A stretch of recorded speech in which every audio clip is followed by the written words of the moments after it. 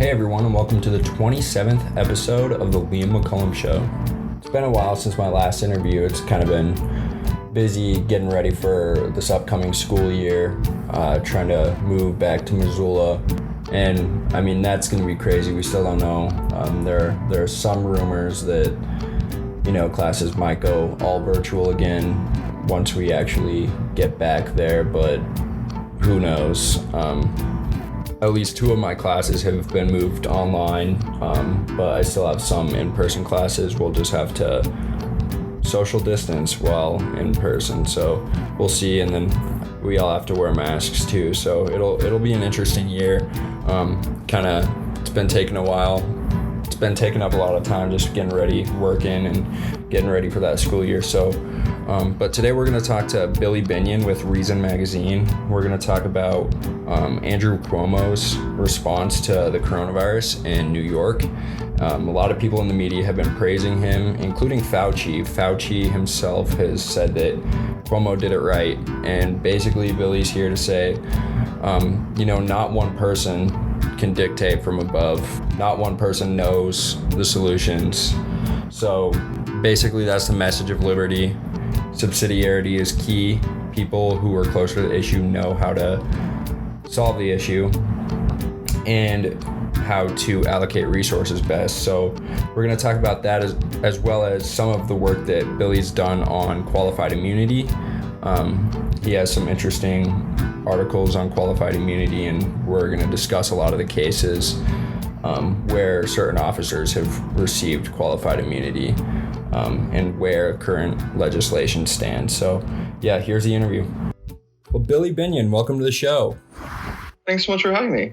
Yeah, if you want to just introduce yourself and tell the audience who you are, that would be great. Cool. So my name is Billy, and I am an assistant editor at Reason Magazine, which is a magazine of politics and culture filtered through a libertarian lens. Great. And you've written extensively about the coronavirus as well as issues relating to qualified immunity. I think I kind of want to talk about coronavirus first. One of your most recent articles is about Cuomo, and a lot of the media has been praising him. Fauci said that he was doing it right, and you're calling him a failure. So do you want to talk a little bit about his response and what he's been doing? Sure. So I'll say at the outset here that I think it's kind of problematic to lay the entirety of the blame at any, top man's door. And what I mean by that is, obviously these are very complex overlapping systems. So it's difficult to say that, Cuomo or Trump or whoever is to blame entirely. Mm-hmm. However, when looking at Governor Cuomo's response, it is true that he has successfully stemmed a sky-high death toll, 32,000 fatalities. But what's kind of been missing in the media narrative is that he stemmed that death toll that was partially caused by his own policies. The most egregious example being his nursing home order requiring that nursing homes accept people that had COVID and still were at risk of spreading it to others. And obviously, at the time we didn't know much about the coronavirus, but what we did know is that the elderly were much more at risk to die. And so we've seen 6,500 deaths in nursing home facilities, which is more than any other state, with the exception of 4 other states, which is kind of an amazing statistic. And he's had other missteps along the way. A very public feud with Mayor Bill de Blasio. Bill de Blasio has tried to issue certain stay-at-home orders or school closures, and Cuomo will step in and say, no, that's I only have the authority to do that, and then we'll issue a stay-at-home order a couple of days later, and you can tell it's essentially because it had to be his idea. Mm-hmm. Which doesn't exactly engender a lot of faith in his leadership at a time when people are confused and scared and really need something a little more stable. So, in response to Fauci's comments, I think it's true, actually. When you look at the deaths, they are bottoming out in New York, in Manhattan, and in the state at large. And in that case, it is a success story. But it also, was coming down from a death toll that rivals Italy. Mm-hmm. And is more than most European countries. So I just think it's important that we look at that in context. Right. And I think that there is some truth. He does kind of seem to be arrogant in that he wants everything to be his own idea. Something that you've written about is his recent orders that, declaring that bars shouldn't be able to serve certain foods. And I think he actually weighed into the hot dogs are not sandwiches debate by basically saying that, they don't provide enough sustenance, so they shouldn't remain open. Do you want to talk a little bit about that article? Sure. So, I mean, that's actually I use the Fauci comments as kind of my intro to that because, Dr. Fauci, who I have a lot of respect for, had just, I guess, a week prior said that, Andrew Cuomo has quote unquote done it correctly, or he's did it correctly. And I think we also have to look at measures like, regulations being put on businesses, to stem the spread of this virus. And in this case, we see Cuomo issuing a lot of very arbitrary performative regulations on bars. You can't drink outside now, as if coronavirus is more likely to be spread while intoxicated. He also has said, the bars have to now sell food, substantive food, quote unquote. So you can't sell hors d'oeuvres. You have to sell sandwiches and soups and that kind of thing, which is a major, it doesn't sound necessarily that burdensome, but when you consider that these bars, many didn't sell food prior to the coronavirus. So they're opening after being shut for many months, and they now have to find a way to pour more money into food that they never sold and into manpower for creating that food, when no one has any extra money to speak of. And I think what he's claimed that, the motivation for that is that he's wanting people to order food so that they stay seated, which people try to circumvent, bars try to circumvent by putting things like Cuomo chips on their menu. Or one that I thought was particularly funny was you could order at this bar in Buffalo, you could order a sliver of charcuterie that you could substitute for a piece of cheese for $1. And so he caught wind of this and essentially in a press conference late last week said that, he was bringing the hammer down and making sure that people don't do that, so that now they have to, make essentially a full menu. Right. Which how that's going to curb the spread of coronavirus is absolutely beyond me. Yeah, it's a testament to, central planning. Not one single person can know everything. So it's kind of terrifying that someone has that much arrogance. But yeah, do you know if with the nursing home order, have most of the deaths in New York particularly been a result of that? So in the state at large, there's been 32,000 deaths and 6,500 came from nursing homes, so quite a bit. He reversed that directive on May 10th. He issued it in late March. So a big chunk of the initial deaths in, the first month that we were dealing with, month and a half that we were dealing with COVID, certainly came from coronavirus. And all in all, it's, I guess a little more, what is that? A little more than 25%. I'm not very good at math, but it's a solid chunk. And like I said, I think the most amazing thing about it is when you look at, I think one thing he said that kind of got under my skin was he was saying, it would be a tragedy if people traveling from other states brought the coronavirus back to us. And I kind of saw that as like a veiled swipe at, red states like Texas and Florida, who admittedly are not doing very well. Florida is in crisis. They have a 19% positive test rate. It's a mess. Mm-hmm. But his death toll in nursing homes is still higher than Florida's total death toll. And it's also still higher than Texas's total death toll. It only is the 6,500 that have died in New York nursing homes.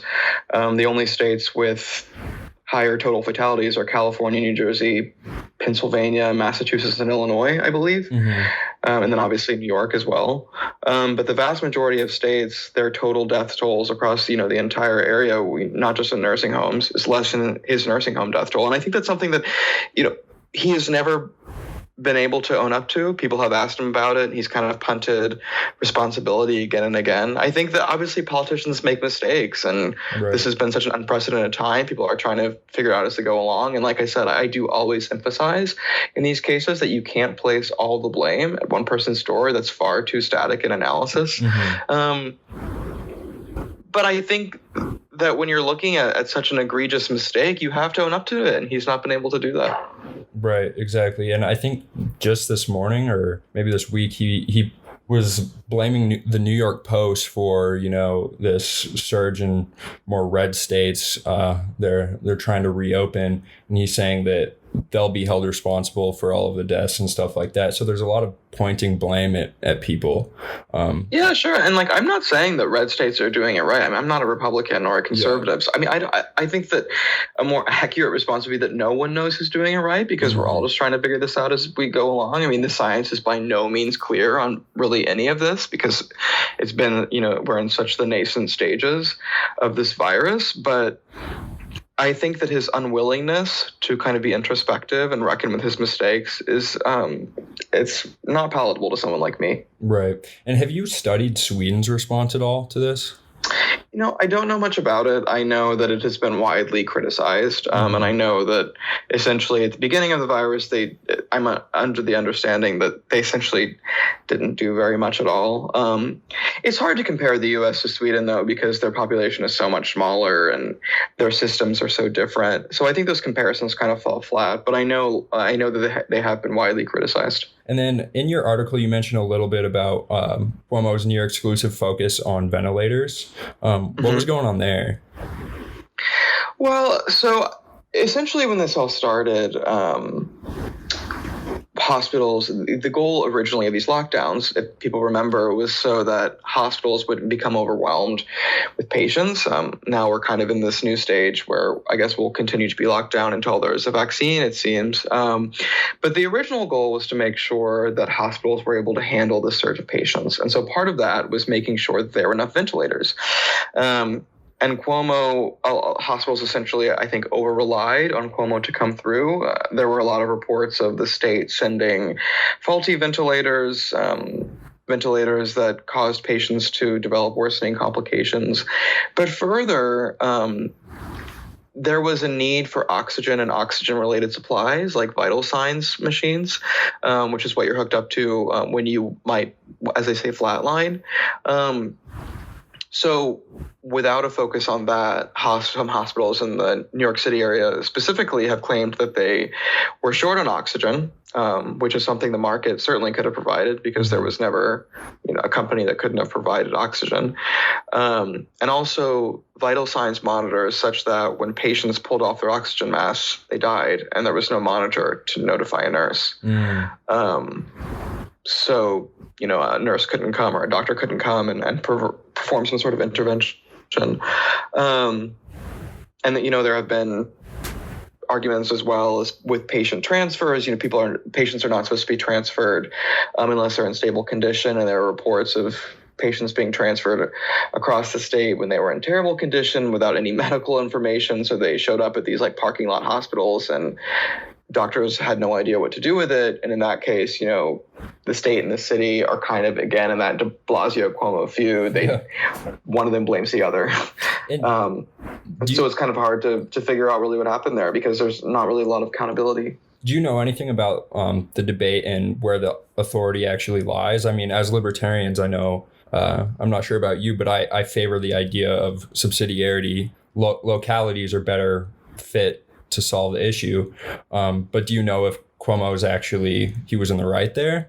Did he have the authority and de Blasio didn't?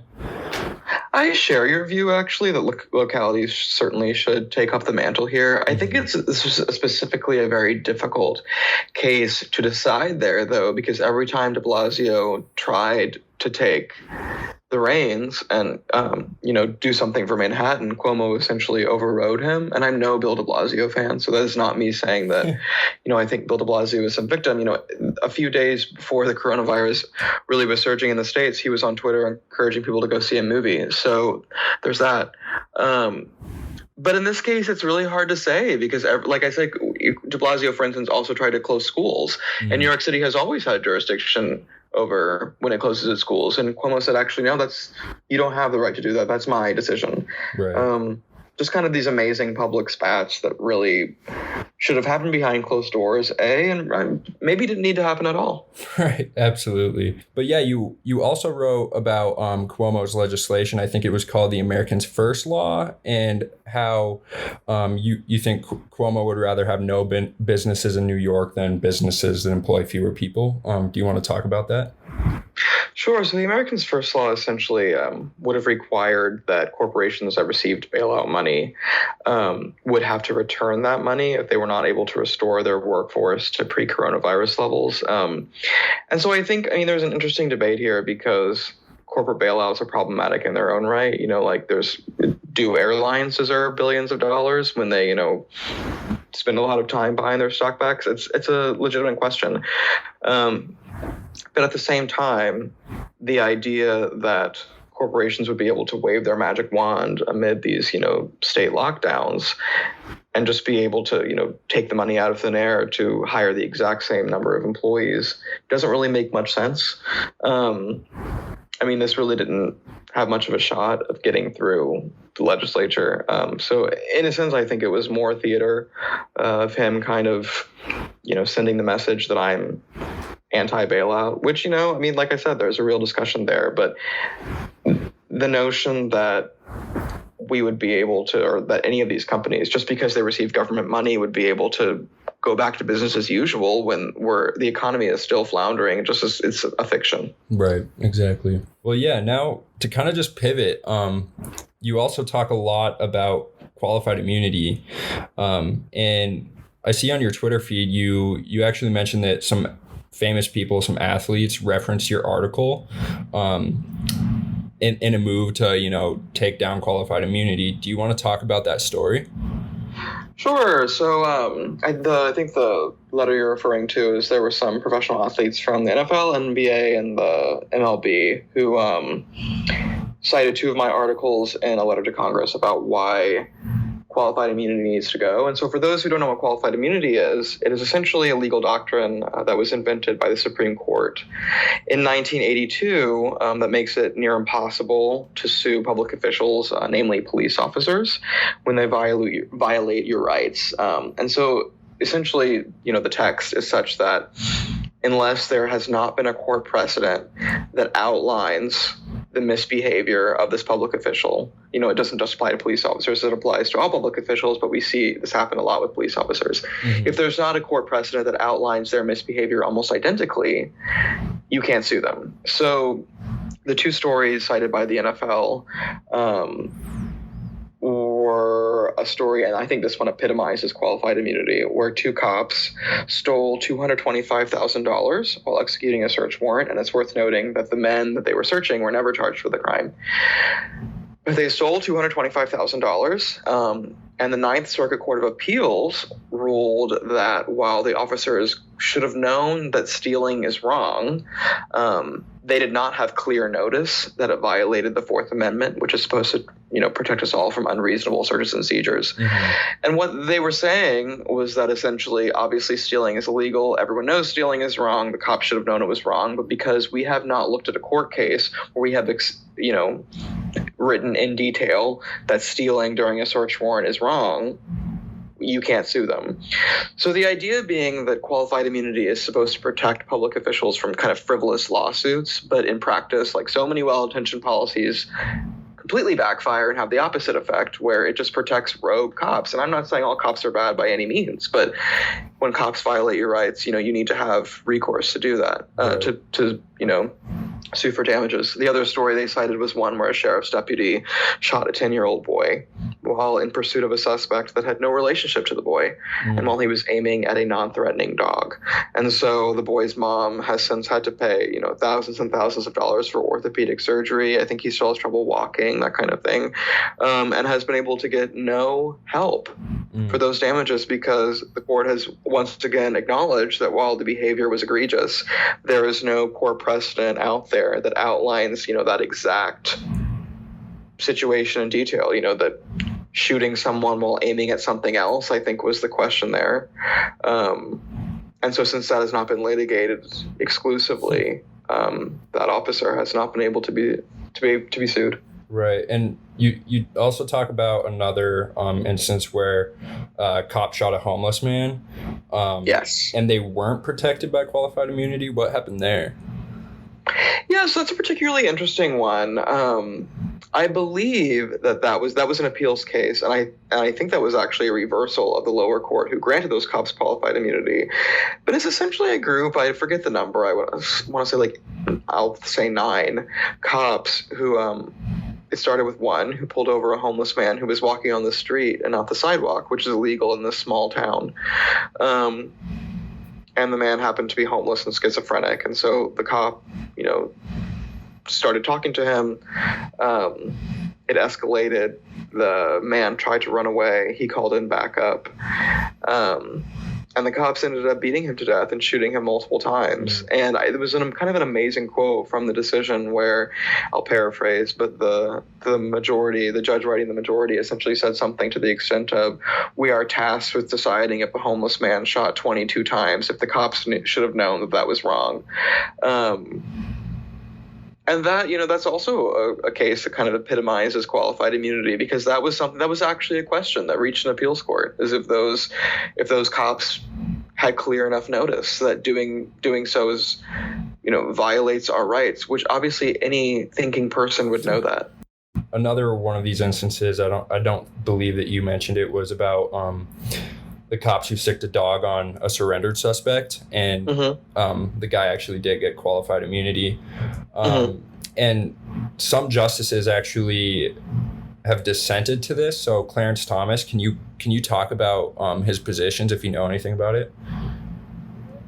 Yeah, so actually he's kind of a surprise seeming. I mean, we don't know his views extensively, but he seems to oppose qualified immunity because the Supreme Court actually declined to hear the case you just referenced. Essentially was 2 police officers, I believe, who were trying to apprehend a suspect who had his hands up, and they sicked a dog on him who attacked him.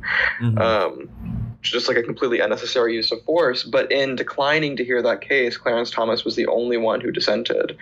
And seemingly, I mean, obviously in those brief dissents over whether or not to hear a case, you don't really go much into detail.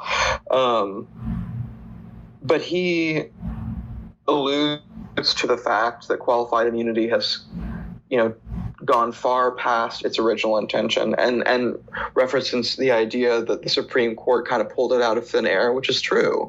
I mean, the current law allows the American public to sue for violations of their rights, but the Supreme Court changed that, and they concocted that precedent first in 1967 when they said that the person had to be acting in good faith, and then in 1982 when they changed that standard to what is called the clearly established standard. And that was what I was describing before. This misbehavior, this misconduct has to be clearly established in case law, which has become essentially, it has to be the exact same scenario, has to have been litigated previously, which often it has not. Right. And conservatives, this is an issue I think should really concern conservatives.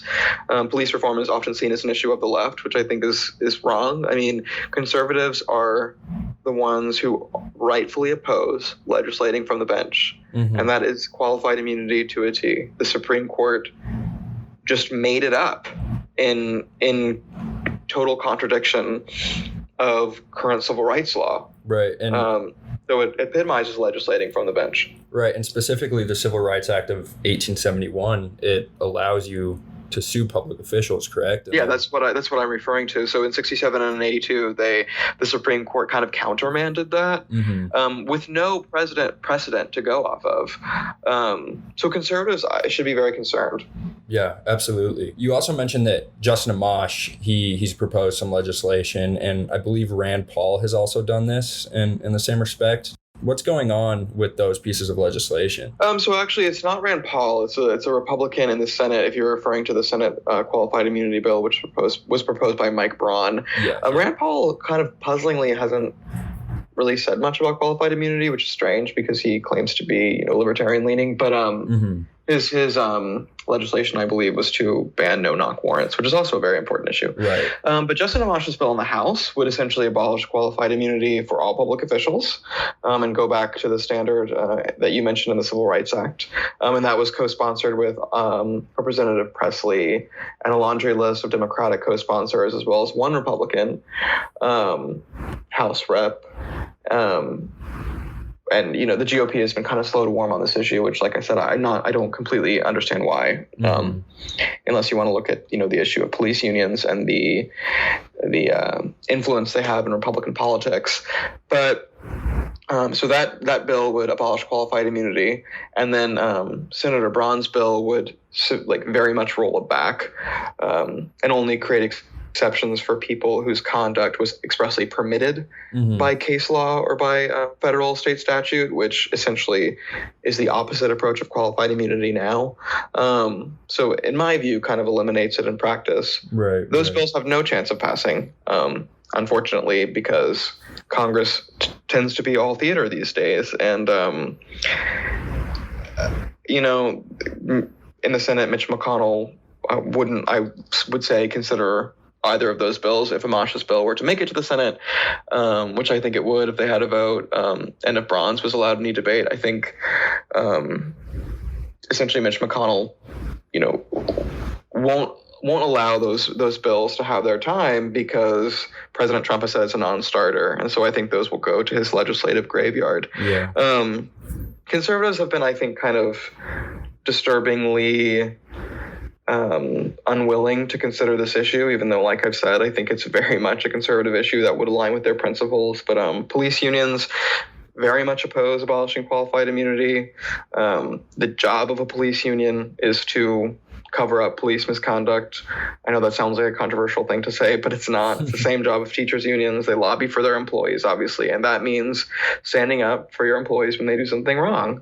They did it when Eric Garner was choked over some loose cigarettes. Even when a police magistrate ruled that officer, Daniel Pantaleo, did so in violation of NYPD policy. So you're sticking up for officers that violate your own rules, as if all officers need to reserve the right to use excessive force. Right. So from a political standpoint, though I think conservatives should be open to reform, they're not. And much that has to do, like I said, with unions, but also because, Trump has said, I won't even consider this. Yeah. And you actually, you talk about a labor council expelling the police union in Seattle. What happened there? So there's a coalition in Seattle that represents different police unions and advocates on their behalf.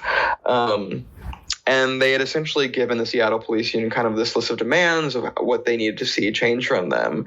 And, I don't have much knowledge of the internal discussions, but essentially it was decided that they did not meet the standard and they were expelled from that labor coalition. Wow. Which is a pretty dramatic change, because just a few years prior, the labor coalition had helped them lobby for their new contract.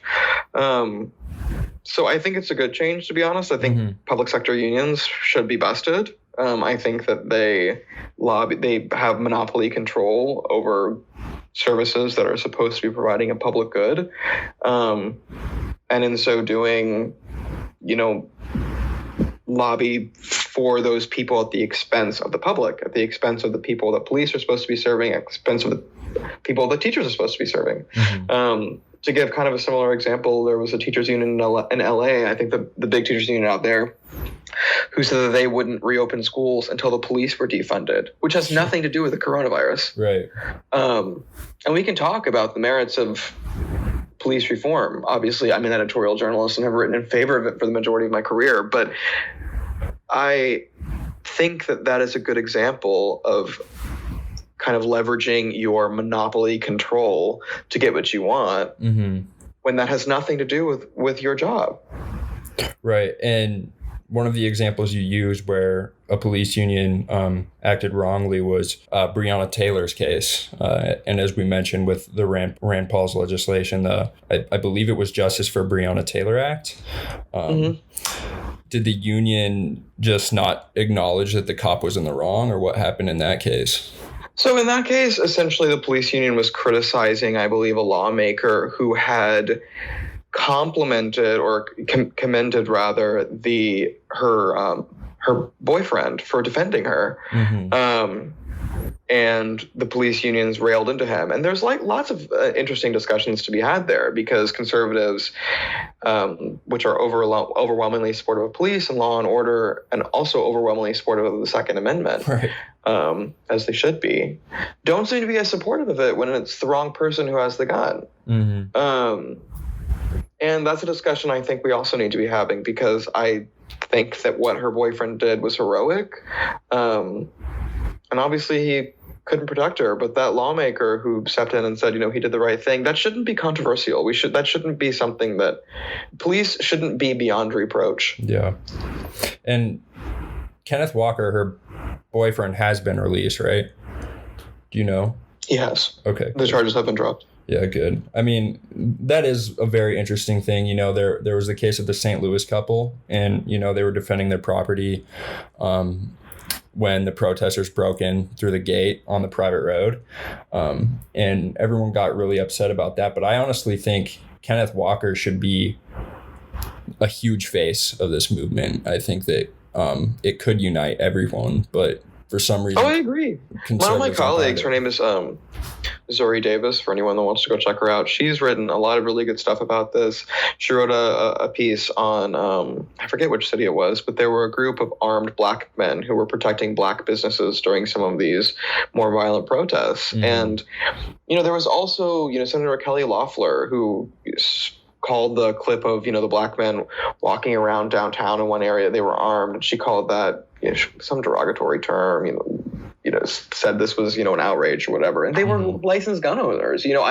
That cognitive dissonance will never cease to amaze me. Conservatives support the Second Amendment. The Second Amendment applies to everyone. Yeah. And so now you kind of have a really revolutionary idea. I've thought of this myself about armed agents of the state not being allowed to enforce traffic laws. Can you expand on that? Sure. So essentially one of the areas for reform I think we should at least consider and is that police perhaps should not be the ones writing traffic tickets. We trust the police to investigate murders, rapes, armed robberies. And then we also have them, handing out tickets for running a stop sign. I mean, it just it doesn't quite make sense, especially when considering that some of those stops can escalate. And it also, I just think from a trust perspective, it engenders a lot of unease when you see those blue lights coming after you, because, you have to have your hands on the dash and you can't make any wrong move. I mean, I'm a white person. I can't even really speak to how scary those experiences can be. As we've seen, they can go very wrong for black people. Mm-hmm. And I think that one way to change that would be, obviously still things like DUIs and DWIs would still be crimes. But for things like, running a stop sign, I don't understand why that isn't on par with just, a parking. Yeah. A parking violation. Someone in I think Alex Tabarrok, who's an economist, also wrote a piece on this, and he had said something like, make traffic enforcement nice again with cute yellow cars that, I don't actually know how it would work in practice, the color of the car or whatever. But I think there is a real discussion around the idea that we don't need people, with lethal weapons on them writing tickets for, going 35 and a 25. Right. And actually, I think Berkeley in California just voted to do that. Oh, that's so great. We'll see how that works. Yeah, that's really great. All right. Well, I think that's it, Billy. If you have anything else that you'd like to say, and if you want to share where people can find you, we can let you go. Yeah, sure. So I'm if you want to look on Twitter, my name is Billy Binion, handle first name, last name. And yeah, check out reason.com. We've got some good stuff going. Awesome. Well, thank you so much. Thanks. It's the weekend, we can let go. It's the full send, it's the get-go. It's the get-go, get-go. Still not as green as a bank account screen on. Well, I hope you guys enjoyed that conversation. It's definitely good to get back into podcasting and doing these interviews. I'm planning on potentially expanding the podcast and bringing a co-host on for some commentary episodes. I think it might be nice to break down some of the philosophical influences that I've had. And I would do those in those commentary episodes. Also reflect on current issues. I don't know how regular they would be. As you guys know, even these podcasts are irregular. And with the moving process to the University of Montana, who knows how it'll be, but I think as soon as I get back to campus, it'll start to be a regular thing again. So I actually am planning on releasing another interview this week. I have an interview tomorrow, and it's more of an evergreen topic about why government shouldn't be involved in marriage. So, I hope you guys enjoyed that conversation, and I hope you guys come back. Please like, subscribe, share, whatever platform you use, Apple Podcasts, SoundCloud, Stitcher, YouTube, Spotify. And if you like the show, give me a shout. Thank you.